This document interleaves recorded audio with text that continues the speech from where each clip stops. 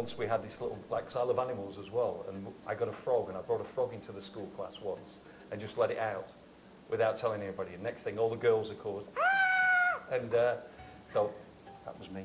Has he let any frogs out at home? No, not yet. I only hope that he doesn't. So you were at school in England, and then you started work in England. What did you work as originally? Well, working originally, my mum and dad got a little hotel over in Blackpool, and I was working. I was the waiter. I was making beds. I was doing all sorts of stuff. And from there, I started working for Ernie, which I always remember is the electronic random numerical indicator equipment, which is like premium bonds. He probably spent the whole time just learning how to say that, not doing any work. Yeah, didn't do any So work. it's quite a mouthful. It's a mouthful. And then from there, I just started my first step into DJing, because this guy I knew, he had 2 discos booked for one night. He says, Kevin, you've come to the discos with me. How do you fancy doing a disco? I went, oh, I can't do discos. And I did the disco. And from there, it just carried on and carried on. And were you nervous when you first started out DJing? Well, I was very nervous because actually today I've not got socks on, but normally, the first time ever when I did this nightclub, I went to the place and the guy sort of got me for the night and he says, Kevin, I think you're great, so will you DJ for me? So I said, yeah. So he says, and I love the odd socks. I said, what odd socks? And because I was nervous, I put a red sock on and a blue sock on. And ever since then, I always worn odd socks. Oh, is that your good luck thing then, yeah? That's my good luck thing. Actually, that's really funny that too, though, because my sister-in-law does the same thing. Really? So my brother and I both married people who wear odd socks. It must Very have been fate that you were supposed to meet then. Yes, so. So you started DJing in the UK, and when did you come to Bahrain? Did you come straight from the UK to Bahrain, or did you go elsewhere first? Now, what happened with me, I was, luckily enough, I became DJ of the UK many years ago. I was a DJ of the UK. Somebody entered me for a competition, and I ended up going down to the Empire in London in front of about 3,000 people, and luckily I won this DJ competition. And from there, I started DJing all over the world, doing spots everywhere. And then a friend of mine said, do you want to come to Hong Kong? And in '96, I went to Hong Kong. And then from '96 to '98, I was in Hong Kong, and then I went to Dubai for a year. And then in '99, I came over to work in a lovely little Irish restaurant called JJ's.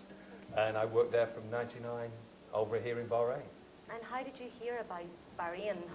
Where were you first? You were in Dubai when you heard about Bahrain. Yeah. How did you hear about it? Did somebody approach you? Was it an advert? Well, one of the guys that I knew, one of the managers, said, he's going to Bahrain. Do you fancy having a go there? So I said, Bahrain, where's that? And I talked to people, and Dubai is the big city, and Bahrain is a little village. But I love Bahrain because of the friendliness of the people. It's got a heart, whereas Dubai has got everything going for it, but I don't think there's a heart, like there's a big heart that beats in Bahrain. What did you expect before you came to Bahrain? Did you have any expectations of how the island would be like? Camels, yeah. Lots of camels. So did it live up to your expectations? It's funny, back in '99 when we both came here, when you were trying to research about the place and find out, the information out there was pretty limited and I wouldn't say not accurate, but you know, it was the brochure. Yeah. Yeah, so it was much more interesting actually being here than reading about it. Yeah. And who met you at the airport? Oh, one of the guys from the place I was working at met me at the airport and then took me back to the place, and then I looked at the place and went in there. And of course, being Bahrain, the place wasn't open for another 2 months. So I didn't do much work for a couple of months, but then when it opened, we started doing things and then enjoying it, really loving it. And then I progressed to the radio. And did you and Wendy meet here in Bahrain, or did you meet elsewhere before you came to Bahrain? No, we met here in Bahrain. We both arrived within a month of each other and were both single on the island, and there's quite a good social circle here for single people actually, which that was the last thing you expected when you're moving over here. And we met within a month of arriving and been And it's the together place ever to meet, since. isn't it? It's like Australia, Well, Wendy's from Australia, I'm from the UK, Yes, meet in the Middle East. and we're still right here in the Middle East, right in the middle. Yeah, Excellent. yeah, And we're tell really us, settled. how do you feel the social aspects have changed in Bahrain from when you came here in '99 to today? How has the island changed socially? I don't know how much the island has changed, but we've changed.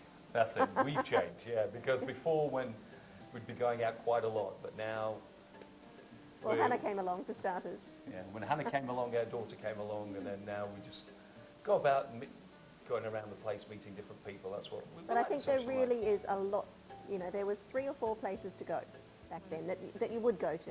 And now really the choice is much more diverse. Much more diverse. Yes. Do you feel Bahrain has changed politically and economically since you've been here? Well, I think economically, yes, it's changed because of just look at the infrastructure and the buildings that are going up left, right, centre. And politically, very much so. I mean, we were here for the first, you know, yes vote. So, yeah, really. The democracy's come in and it's democratic now, Bahrain, which is great. So what is your opinion of His Majesty King Hamad and the Parliament that's been brought into Bahrain during your time here? Well, I think it's opened up lots more avenues for people, and it's Now this is where I work. This is the radio. You obviously enjoy your job. I love my job. I love my job. Excellent, excellent. Okay, I believe we're going to be going live on air with you in a few moments. We're going to go live. Come on, let's go live. Do you want to go live? Excellent.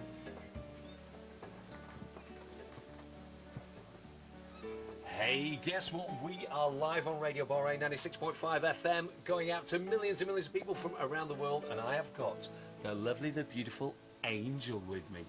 So, Angel, what are you doing in my studio? Well, Kevin, I'm here today with the TV show Memories, and we're going to be asking you a few questions about your memories here in Bahrain. So, would you like me to tell you a bit about the TV show first? Come on, tell us about the TV show. What's it all about? Okay, Memories is the show where we invite our guests to share with us their lives and their experiences here in Bahrain. We start from their first footsteps on arrival to how they view the country today. We talk about everything from lifestyle to business.